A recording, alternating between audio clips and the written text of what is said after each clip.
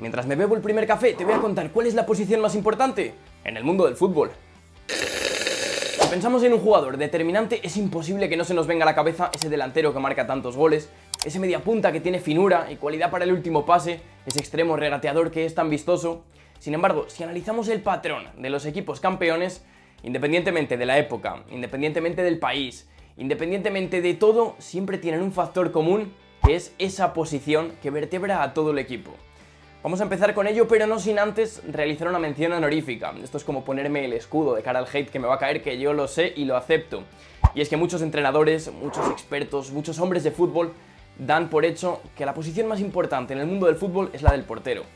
Lo cual yo veo lógico, tienen sus razones para ello, es el único futbolista que puede utilizar las manos, es el único futbolista que de equivocarse desemboca inevitablemente en un gol en contra.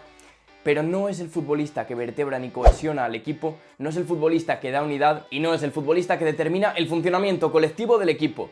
Sin embargo, hay una posición del campo que sí que lo hace. Si nos ponemos técnicos, un campo de fútbol se divide en 18 zonas. No obstante, vamos a simplificarlo más. ¿Cómo nos lo explicaban a todos cuando empezábamos a jugar al fútbol de pequeños?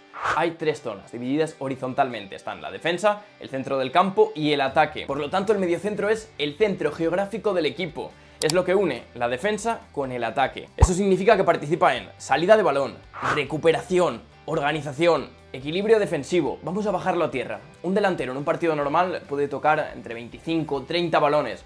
Un centrocampista puede tocar hasta 100. Todo el juego pasa por él. Es quien tiene que tomar las decisiones realmente relevantes. Ahora bien, ahora que ya hemos entrado en calor con este patrón tan básico, vamos a ver cuándo nació el mediocentro defensivo moderno. Para mí nace con el Makelele rol. Y es cuando Makelele llega al Real Madrid y actúa como ancla del equipo, liberando ofensivamente a pilares como son Zinedine Zidane o Luis Figo. Eso hace que el Real Madrid desarrolle todo su potencial ofensivo.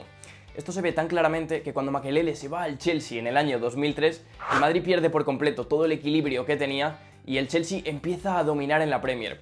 Ahí es cuando muchos entrenadores hacen el clic y se dan cuenta de lo realmente importante que es tener un ancla en tu equipo, ya no solo para que actúe como escoba, para barrer en términos defensivos, sino para que libere todo el potencial ofensivo, que lo iremos viendo a lo largo del vídeo. Pero yo sé que Makelele, el Real Madrid, el Chelsea del año 2003, igual nos queda un poco lejos a todos. Entonces, vamos a ver si este patrón se repite, como he dicho en el inicio del vídeo, o si era clickbait. Yo os digo que todos los grandes equipos tienen uno.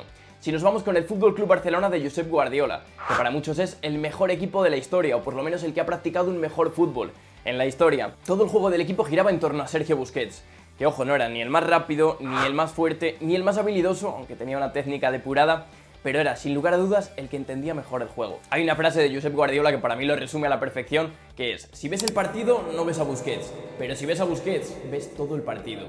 Vámonos, si os parece, con el Real Madrid de las Champions. Lo que trascendió de aquel Real Madrid era Bale, era Benzema, era obviamente Cristiano Ronaldo.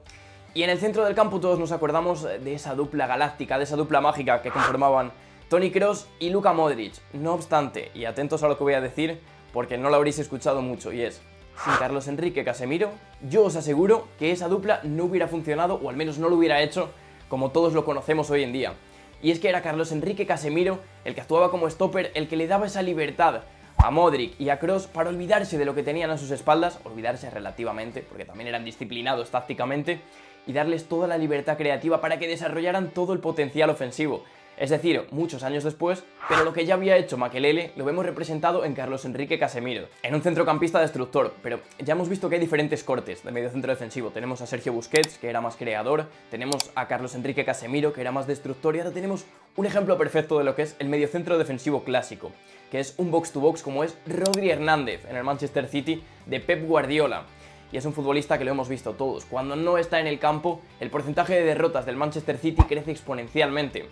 Además, como dato, ya sabéis que a mí estos datos me gusta dejarlos a modo de píldora, es algo anecdótico, fue el que marcó el gol que le dio la Champions al Manchester City. Algo tendrá. El mediocentro defensivo, por la ubicación en la que está en el campo, tiene que tomar decisiones cada pocos segundos, muchas decisiones, muy rápido. Tiene que decidir si acelerar o pausar el juego, si presionar o temporizar, si cerrar líneas de pase o saltar al robo. Por eso muchos mediocentros defensivos legendarios no se caracterizaban por su físico, pero sí por su lectura de juego. A mí, por ejemplo, se me vienen a la cabeza, como no podía ser de otra manera, nombres como Fernando Redondo, como Frank Rijkaard, Patrick Vieira o incluso Xabi Alonso, porque todos ellos eran el cerebro táctico de su equipo. La prueba más clara y manifiesta de esto que te estoy contando es que cuando desaparece ese mediocentro defensivo, ese pilar del equipo, el equipo se cae por completo, cosas que no pasan cuando desaparece un delantero, un extremo, un defensa, incluso un portero.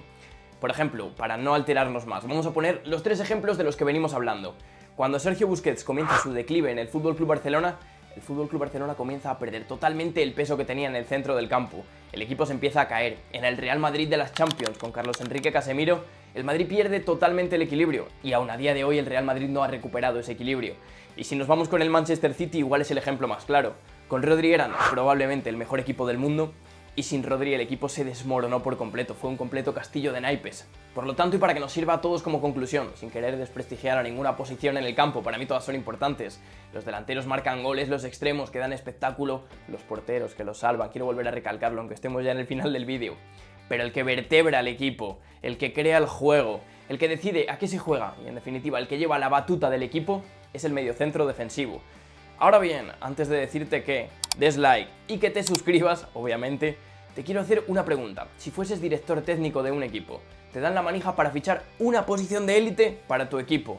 ¿A quién eliges? ¿Desde dónde lo empiezas a conformar? ¿Cuál es esa posición que para ti es la más importante del mundo del fútbol? Ya me está picando hasta la garganta, tanto hablar de mediocentros defensivos, que le voy a pegar un traguito al café mientras vas comentando eso que te he preguntado.